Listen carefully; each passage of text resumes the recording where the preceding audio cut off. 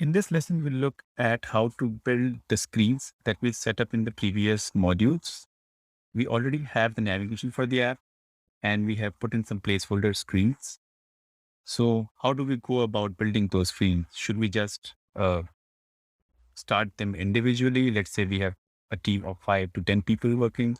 So we provide all of them with one individual screen and they start building with the mocks or the designs that the designer provided. That wouldn't be a great idea. Instead, what we're going to do is we're going to follow the atomic design pattern for building layouts. It's basically a philosophy that tells how a UI should be built. And we are also going to look at building a design system in this module. And the two are not dependent on each other. But if we are able to rightly correct our UI into the atomic design pattern and build a design system according to what our designers have planned for the app, the two work together very well to come out and build an app that is not just a beautiful, but consistent, scalable, modular, and very, very manageable. Now, those are some pretty heavy words, and we all want to achieve all of that. But how do we do it? In practical scenarios, we've seen that down the line, when we're trying to deliver a project, we might have to cut corners and compromise with them. And that's where the difference is. I like to use the example of Lottie in this case a lot. So we all know the pain that a designer goes through when they're trying to create a particular animation, right? They look at each and every frame, how they're supposed to move in a certain flow, and they get done with it and they pass it on to the developers to replicate that on a website or on an app. Now the developer needs to go through the same cycle. And the additional challenge of that is that they also need to take care of the technology that they're using to build those, right? And the technological limitations. Lottie, what it does is it abstracts all of that out. It basically takes the designer's flow of the entire animation as a JSON and plugs it into the app. And developer, they don't need to build the animation at all. They just need to plug in the JSON and it will replicate the entire effort that the designer has put. Now that is a separation of design and development, right? And that is what following the atomic design pattern along with a design system is going to help us achieve. Once we understand the concept of atomic design pattern and how it helps build layouts, and we have built our design system, following these will not be a conscious decision that our team or developers will need to make while building the app. These will form as a DNA of the app. Everything we build going forward is automatically going to keep design and development separate. So how does it work? Let's go ahead and see.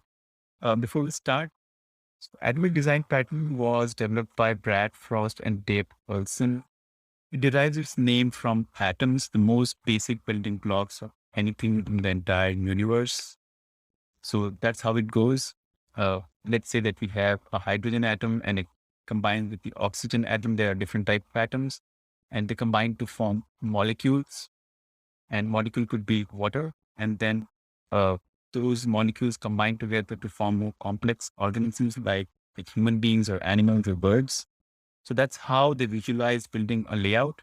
So from UI perspective, they have basically broken it down into 5 different categories, and that are atoms, molecules, organisms, templates, and pages. So atoms will be our most basic elements that constitute the UI, like a label, an input box, a button.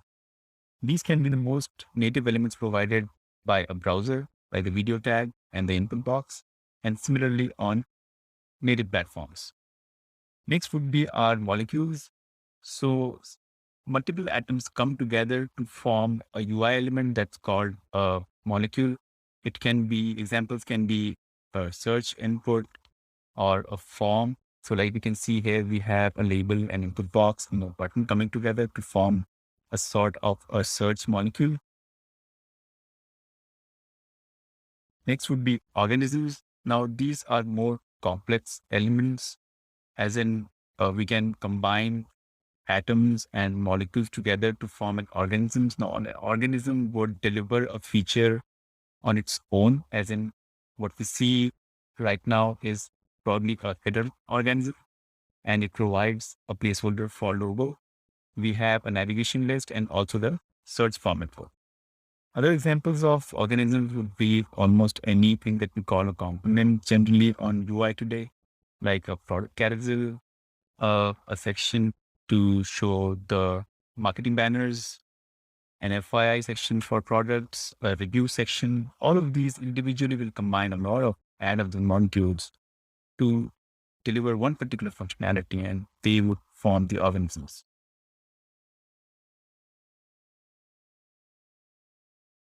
So what would be a template?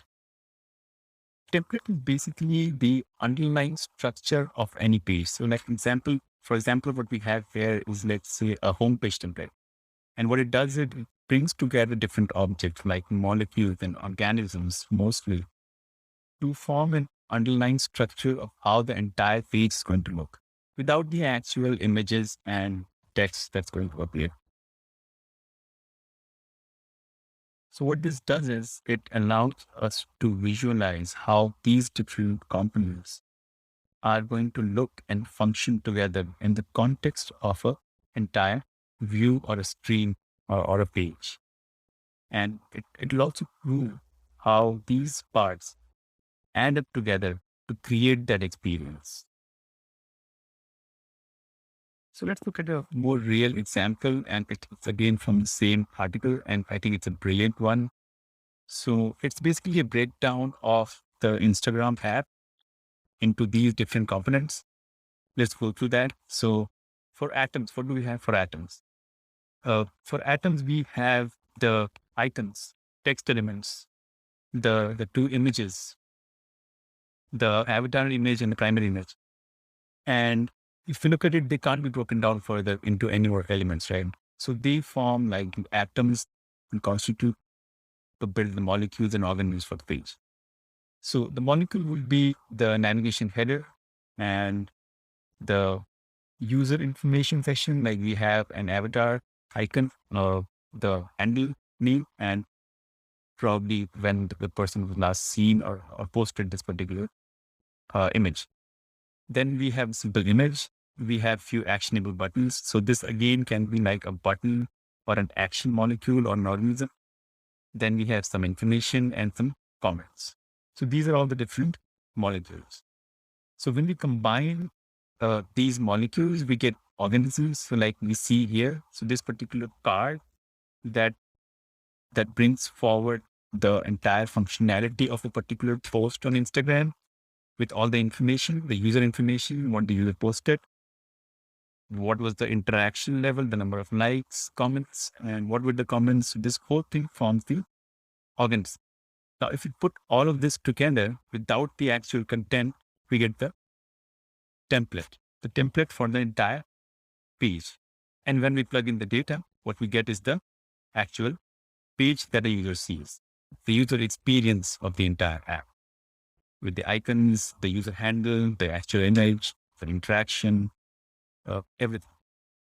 So as you would see how Attribute Design Pattern really helps us break down our different views across screens into smaller manageable components.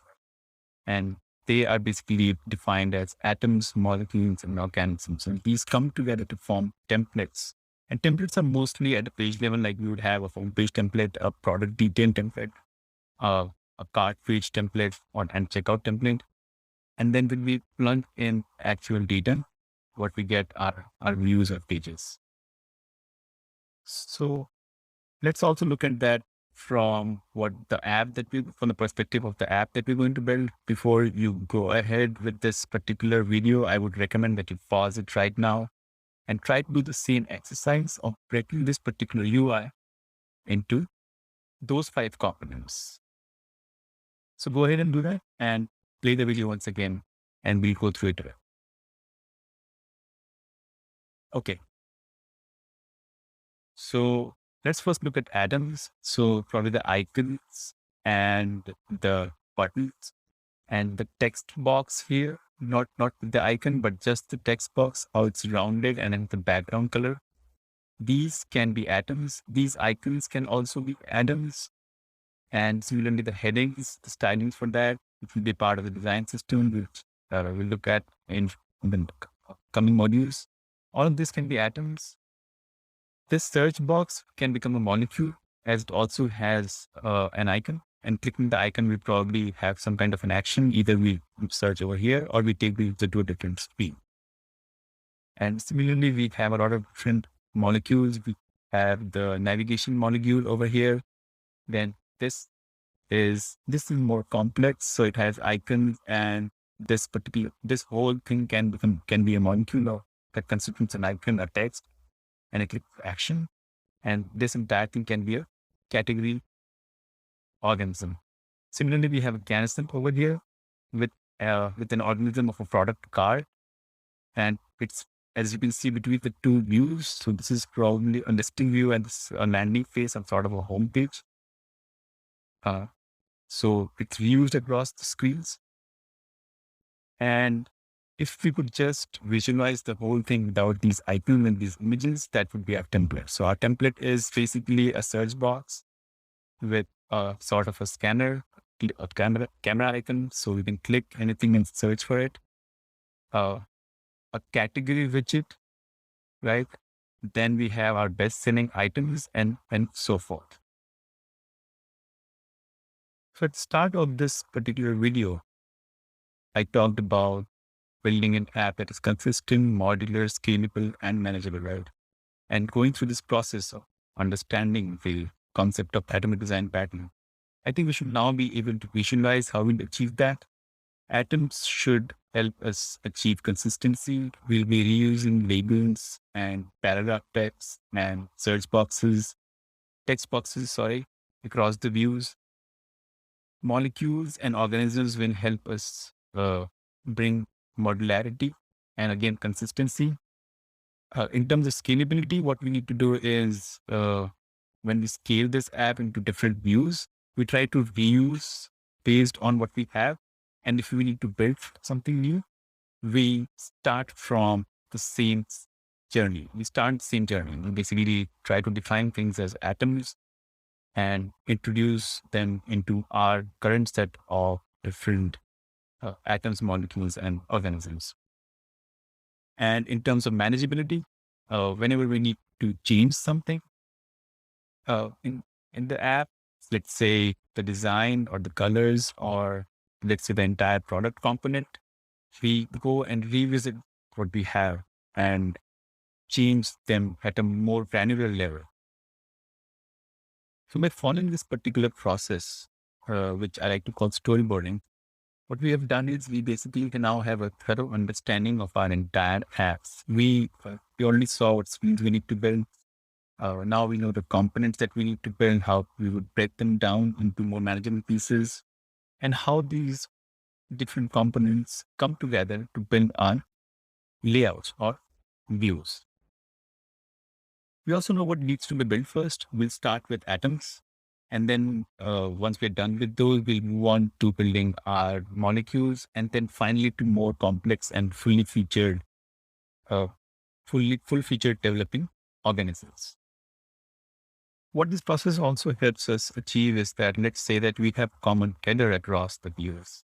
Let's say that we want to persist the search box and a card icon across different screens, or through a user journey, through the different steps of user journey. So what we know by this process is that we need to build a search molecules, which can be reused across views. So to summarize, we now have a wireframed plan in place that should give us a lot of confidence going into the actual development phase. So we'll look at building all of these in the subsequent modules. Thank you.